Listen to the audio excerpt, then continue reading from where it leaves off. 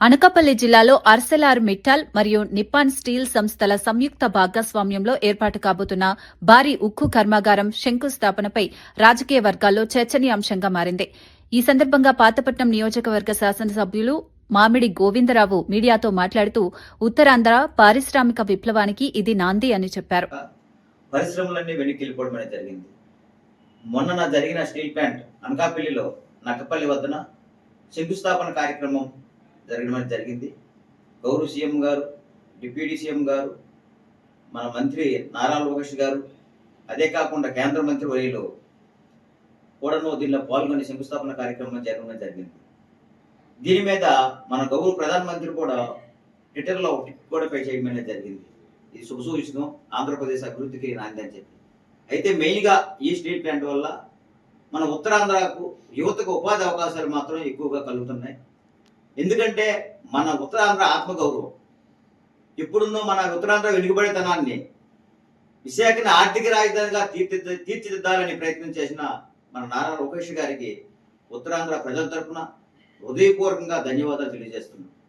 ఆయన ఏదైతే పాదయాత్రలో భాగంగా సూపర్ 6లో భాగంగా 20 లక్షల ఉద్యోగ కల్పన చేస్తాను, ఉత్తరాంధ్రనే ఆర్థిక రాజధాని వైజాగ్ చేస్తూ ఉత్తరాంధ్రాన్ని అభివృద్ధి బాటలో నడిపిస్తానని చెప్పి ఆయన హామీ ఇవ్వడమే భాగంగా ఒక జూమ్ కాల్లో ఆర్సీఎల్ మిట్టల్ గారితో మాట్లాడి ఈరోజు సుమారుగా 1,35,000 కోట్లతో పెట్టుబడులతో ఈరోజు ఇక్కడ అనకాపల్లి వద్దన మన స్టీల్ ప్లాంట్ ఏర్పాటు చేయడం అనేది జరుగుతుంది. మొదటి విడతగా 80,000 ఉద్యోగాలు, రెండో విడతగా ఉన్న రిమైనింగ్ ఉద్యోగాలు సుమారుగా ప్రత్యక్షంగా పరోక్షంగా సుమారుగా 1,30,000 మందికి ఉద్యోగ అవకాశాలు కలుగుతారని ఉన్నారంటే మన చంద్రబాబు నాయుడు గారు.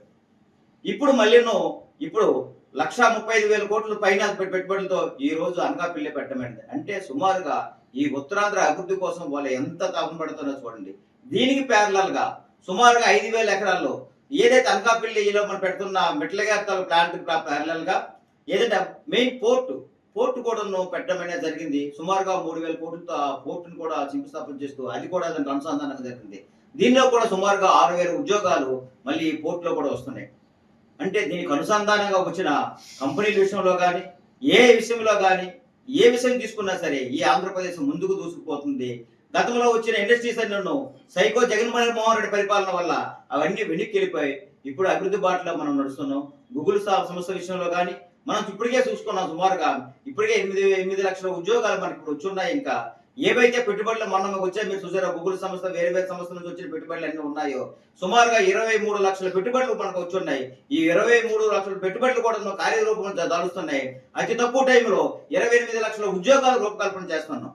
మనమైతే ఏదైతే 5 సంవత్సరాల్లో 20 లక్షల ఉద్యోగాలు ఇస్తామని మాట ఇచ్చామో, కానీ ఈ 2 సంవత్సరాల్లోనే 28 లక్షల ఉద్యోగాలని యువతకి మనకిస్తుంది. అందుకే యువత తరఫున ఈ ఉత్తరాంధ్ర ప్రజల తరఫున మెయిన్ యువత తరఫున కూడా శ్రీ చంద్రబాబు నాయుడు గారికి, డిప్యూటీ సీఎం గారికి, పవన్ కళ్యాణ్ గారికి, మన అందరి యువ నాయకులు, మనందరి ఆరాధ్య దైవం, భావి తరాలకు మన నాయకుడైనటువంటి శ్రీ నారా లోకేష్ గారికి హృదయపూర్వకంగా ధన్యవాదాలు తెలియజేసుకుంటున్నాను.